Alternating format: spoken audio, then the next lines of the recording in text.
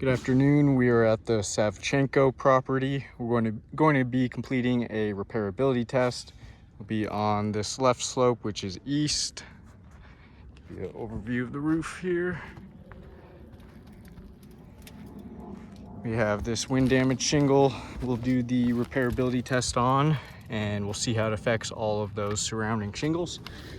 I'll give you an overview of those surrounding shingles before we get started, showing you the current condition. We'll take another look once we're complete with the repairability test and see those results.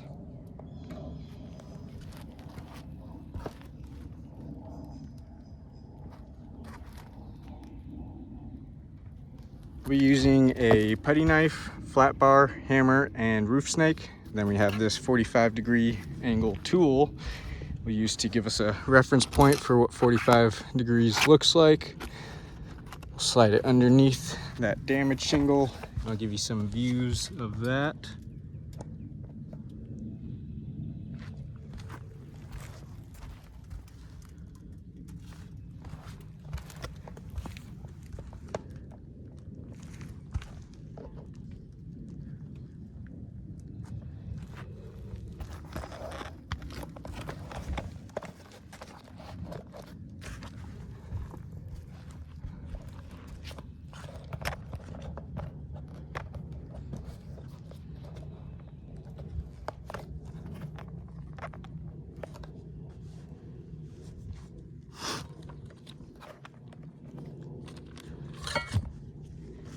All right, we'll get started with the repairability test. Start by unsealing all of those shingles. We use the putty knife to unseal the top shingle.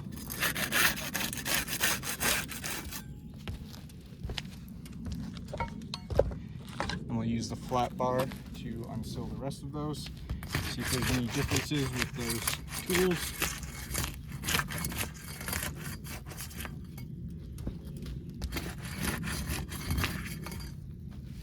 Now we'll start removing those nails.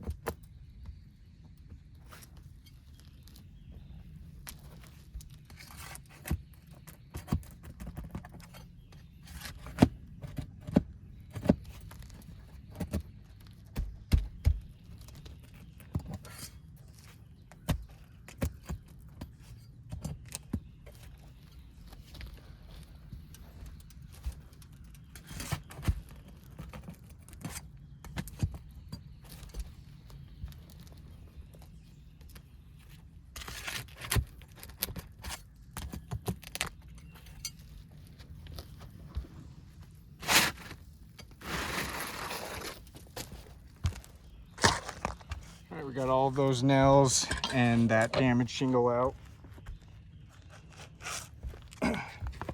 Slide this new shingle in and get it all lined up nicely.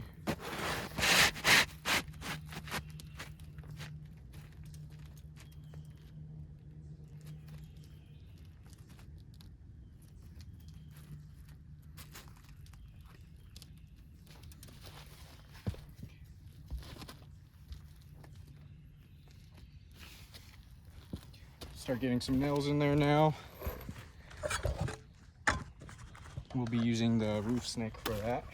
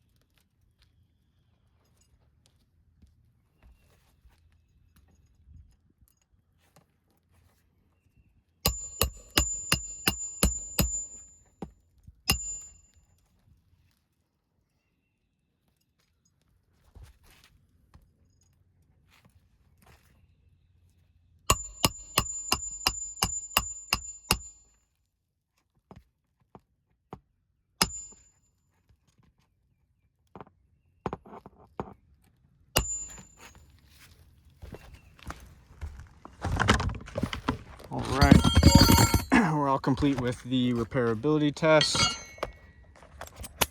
I'll give you another overview of all of those surrounding shingles.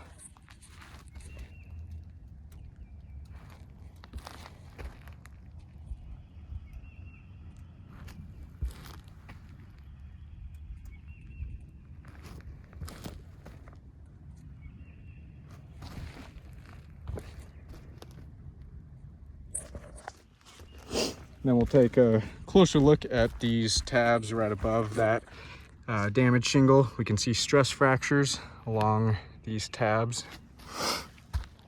What those stress fractures are is the matting on the shingle breaking in that area. And that'll be damaging the integrity of that shingle. You can feel where those tabs are much weaker in those areas with the stress fractures.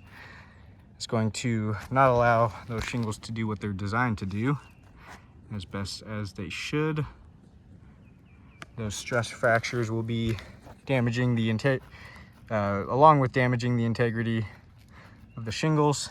It'll be affecting the shingles water shedding capabilities, as that matting is the main component for that.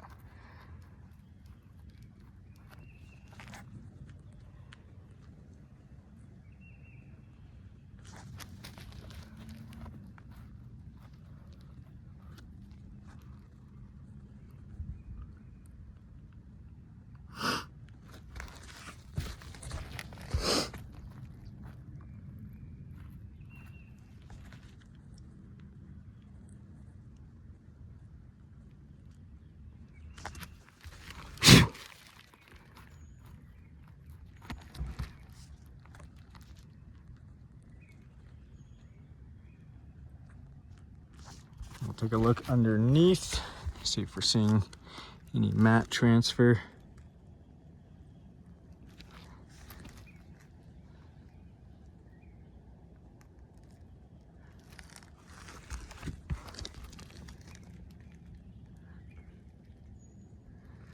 Looks like we do have a little bit of mat transfer we can see there. You can see all of the exposed fiberglass due to that mat transfer right there as well.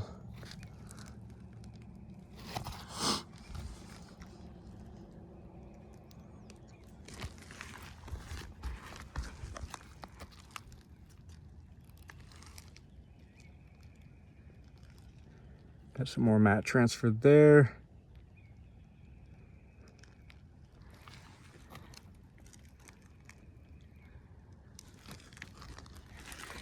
That mat transfer will also be damaging the integrity of those shingles, as we can see pieces of matting that were torn from the bottom of those tabs. You can actually should be able to see those on the damaged shingle here. Yeah, we can see chunks of matting that were transferred, stuck to that tar line there.